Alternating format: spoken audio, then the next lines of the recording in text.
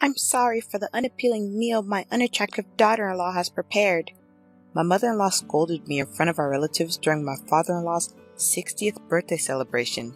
She's not only unattractive, but also inept. I'm truly ashamed. What a disaster.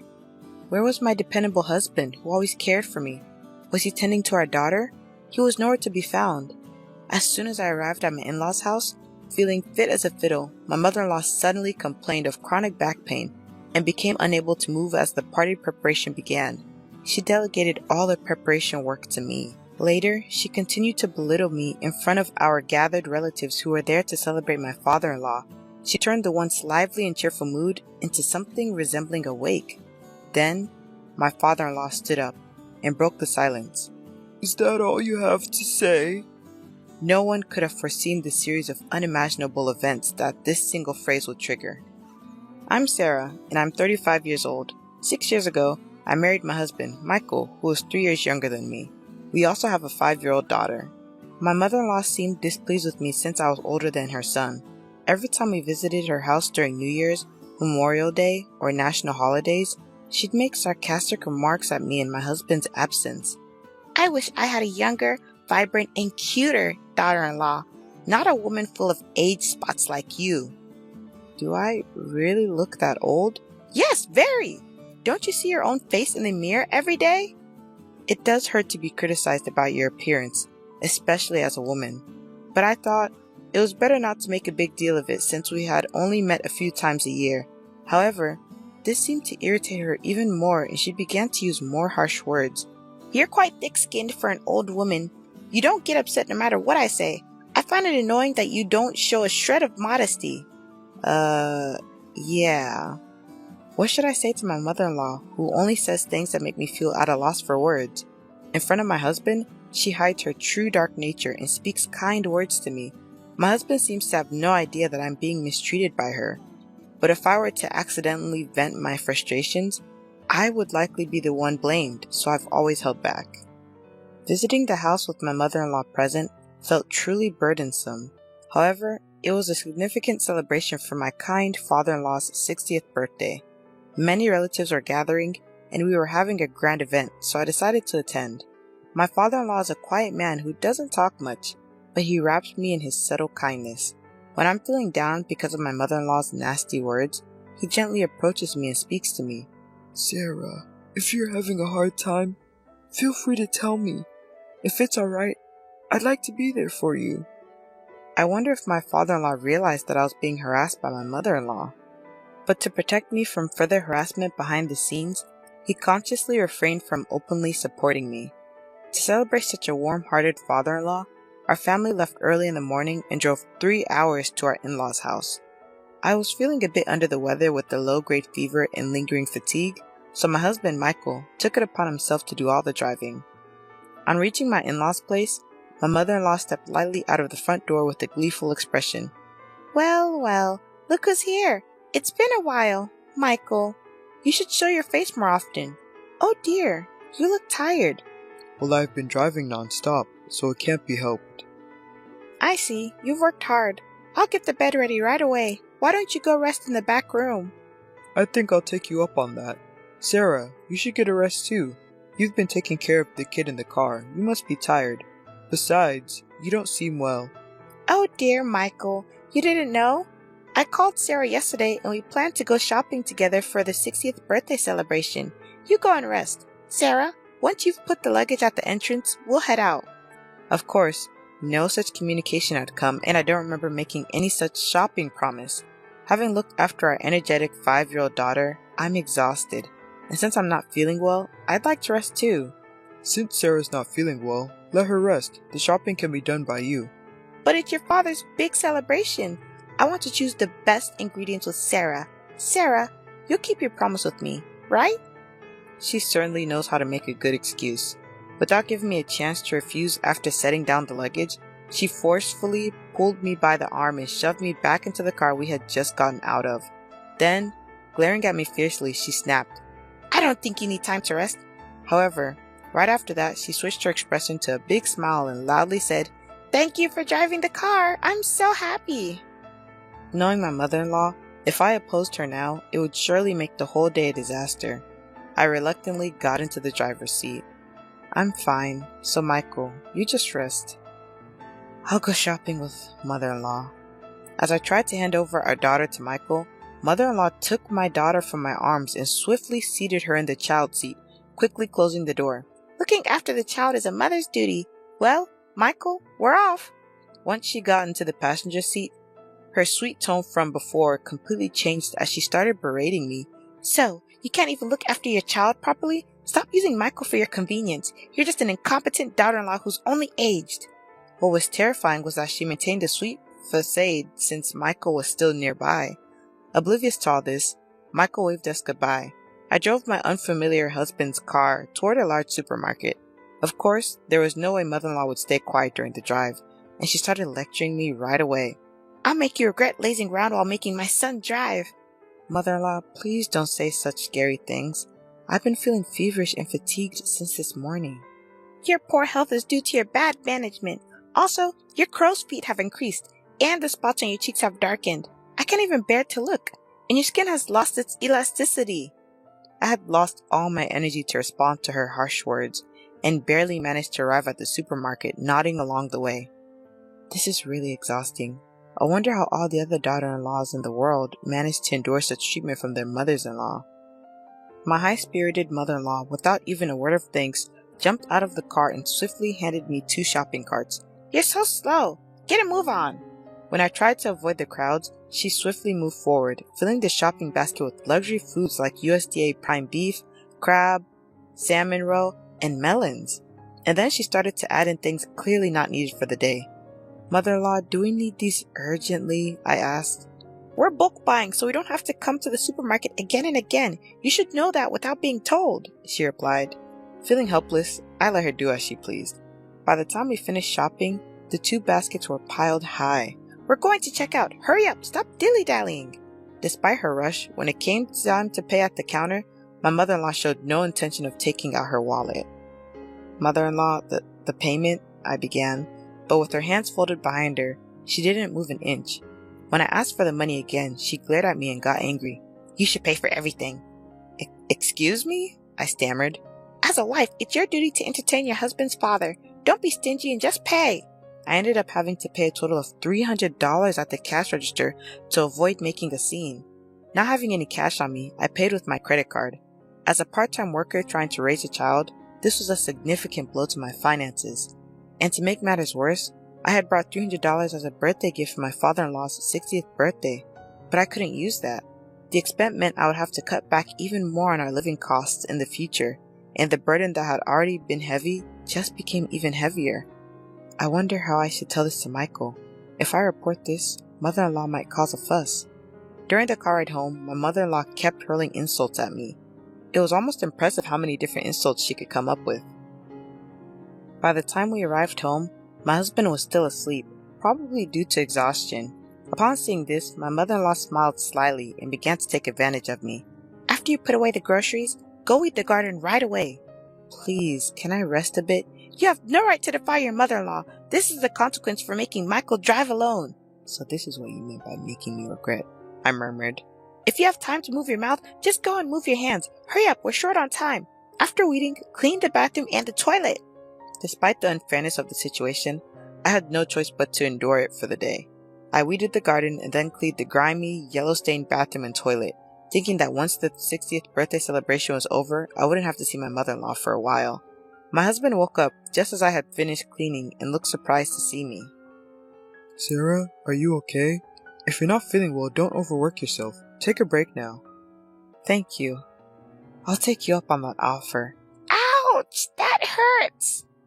Just as I was about to lie down, my mother-in-law suddenly let out a loud yell, clutching her back.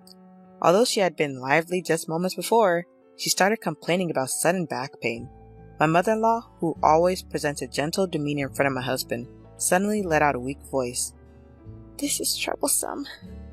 My back hurts so much, I can't do anything. My chronic back pain has flared up again. I won't be able to cook before the relatives gather. Sarah, you're my only hope. But oh, what should I do? As much as her sorrowful demeanor seemed a bit staged, If her chronic back pain was genuine, then it would indeed be impossible for her to stand in the kitchen. Reluctantly, I pushed my weary body, asked my husband to look after our daughter, and started cooking. Sarah, are you sure you're okay? I'm fine. I always cook, remember? To my husband, I put up a brave front, but my body was already fatigued. Yet, it was an important day for my father-in-law. I felt that I couldn't afford to take a break. My head is spinning, and somehow the smell of food is making me sick. But I have to keep going for my father-in-law. After I managed to finish cooking, my father-in-law came into the kitchen to check on me. You've worked hard. Thank you for preparing all this food. Not at all. It's for you. Please enjoy it later.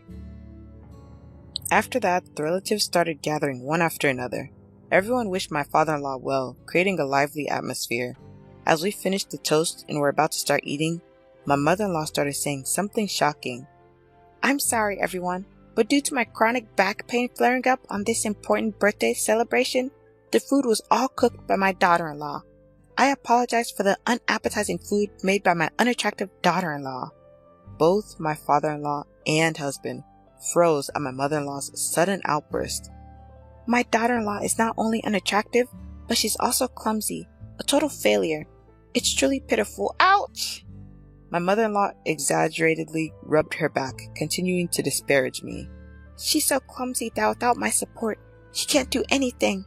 I wonder if she can even take care of her own child. I'm so worried about whether Michael can manage with such a woman as his wife. What was supposed to be a festive atmosphere quickly turned gloomy, resembling more of a wake than a celebration. My usually supportive husband, who was supposed to be looking after our daughter, was nowhere to be found. At that moment, my father-in-law, who had been sitting quietly, suddenly stood up. Is that all you wanted to say? Huh? Seems like it. Maybe we should kick out the useless one then. Following his words, my husband entered the room, holding our daughter in a suitcase. His face was unusually stern. Dad, as you said, I've packed her stuff. My mother-in-law smiled at the sight, seemingly pleased. Sarah, looks like you're getting kicked out. Hehehe. But to her surprise, my husband handed the suitcase to her. What? My father-in-law's booming voice added the final blow. Take that and get out of this house right away! Although she seemed unable to comprehend what was happening, my mother-in-law quickly understood the situation. Why should I be the one kicked out? It's Sarah who's useless. The bathroom is always covered in mold, the toilet left dirty, and you call Sarah useless when you barely cook anything? Not to mention how harshly you've been treating her. I've had enough. It's the mother-in-law's duty to discipline the daughter-in-law. I was only pointing out her shortcomings. Discipline? What era do you think we're living in? Realizing that an angry father-in-law, eyebrows raised, wouldn't take her side, mother-in-law turned to her usual theatrics and began crying to my husband. Michael, don't misunderstand. We might need to take care of your father someday, right? So, I was teaching Sarah how to be a good wife. As tough as that was. Take care of him? That's a laugh. I won't be fooled by you anymore. You've just been bullying Sarah. Even today, despite feeling unwell, she came along to celebrate Dad's 60th birthday. Sarah volunteered to celebrate, didn't she? Don't lie. You also made her pay for the groceries, didn't you? I found a receipt from today in her bag when she was trying to take out candies for our daughter. It shows that Sarah paid with her credit card. I just asked her to pay because I didn't have any cash on hand. I was planning to pay her back, honestly. Really? If I hadn't noticed, you would have just kept quiet. I've turned a blind eye to the common mother-in-law and daughter-in-law issues, but you're going too far. I'm fed up with living with a spiteful old woman. Seeing my husband and father-in-law turn away from her, mother-in-law began to blame me with all her usual acting prowess, tears streaming down her face. So, Sarah has been making false accusations about me. That's terrible. You're all making me the villain. No, I haven't said anything, but it's a fact that you've been bullying me, isn't it?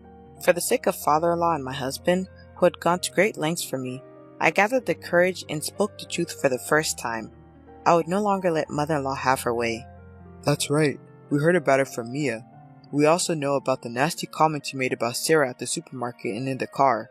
Afterwards, you made Sarah do all the weeding and cleaning the bathroom and the toilet. Yeah, Grandma was mean to Mommy. She made her clean a lot of places. You can't trust what a child says. Mia doesn't lie. Let's check the dash cam footage. That should clear everything up. Michael, could you do that? Good idea, Sarah. I'll do that right away. What is that? Ignoring his mother's question, Michael went to the car parked outside, started the engine, and began playing the dash cam footage. The latest device, which can also record the inside of the car, was installed, so even facial expressions were clear. Ah, it's showing. She was saying these things. I'm shocked. Everyone, come over here and watch this. Relatives who had followed to see what was happening all checked the footage. Upon viewing, they began to comment. This is terrible indeed. Wow, this is the worst. Mother-in-law, who had stayed in the house insisting she wasn't at fault, began to panic as the atmosphere grew tense and ran barefoot toward the car. Everyone was taken aback by her swift movements, despite her supposed back pain. So, the back pain was just an act then. I'm all better now. After casually responding to my words, she tried to awkwardly seat herself in the driver's seat to turn off the dash cam. But she was firmly held by my father-in-law, making it impossible for her to move. Stop this right now, don't look at them! But it was too late. No amount of yelling could help her. With all her misdeeds exposed, my mother-in-law, stunned and speechless, sank down helplessly. That's when my father-in-law casually handed her a single piece of paper. I filled in my part. You just need to write your part and submit it. What? Isn't this a divorce form? I had it prepared just in case. I never thought I'd have to use it. Don't ever cross my doorstep again. Wait a minute. I promise to stop harassing Sarah. Please forgive me. The sight of my mother-in-law begging for forgiveness with tears in her eyes was truly pitiful. But this too was likely an act. I firmly pushed my mother-in-law away. You let the cat out of the bag about bullying your daughter-in-law at the end. I will never forgive you. You might want to leave before the neighbors gather around. Oh no, this is terrible. The commotion attracted the attention of neighbors who watched from a distance. Perhaps not wanting to make a scene, she promptly took the divorce form and suitcase, and her supposed back pain was nowhere to be found. She rushed out of the garden. The villain had been dealt with, but I returned home filled with guilt. I'm sorry for all this during your 60th birthday celebration, Dad. When I earnestly apologized, he responded, Sarah, you did nothing wrong. I'm sorry for all the trouble we've caused. Let's start over. My father-in-law smiled. The relatives also watched with kind expressions. Later, they praised the dishes I had prepared and ate heartily. At that moment, all the fatigue seemed to fly away. Thus, we celebrated my father-in-law's 60th birthday in a grand manner. My mother-in-law, who was initially reluctant to agree to the divorce, eventually agreed, and they divorced amicably. It was also revealed that she had been misappropriating funds from my father-in-law's account, and she was ordered to repay $10,000 that she had spent recklessly. Unable to find work due to her lack of experience, she now works as a janitor in an office building late at night. With barely any money left, she lives in a rundown apartment that's seen better days. On the other hand, I found out that I was pregnant with my second child. It seemed that the feeling of discomfort I had earlier was due to my pregnancy. 5 months have passed since then, and my husband Michael has been very caring. The ultrasound revealed that we're expecting a boy. Both Michael and my father-in-law are looking forward to his arrival. Already excited, my father-in-law sent over blue baby clothes. My adorable daughter is overjoyed at the thought of having a younger brother and practices taking care of a baby with her dolls every day. Watching her gives me immense happiness.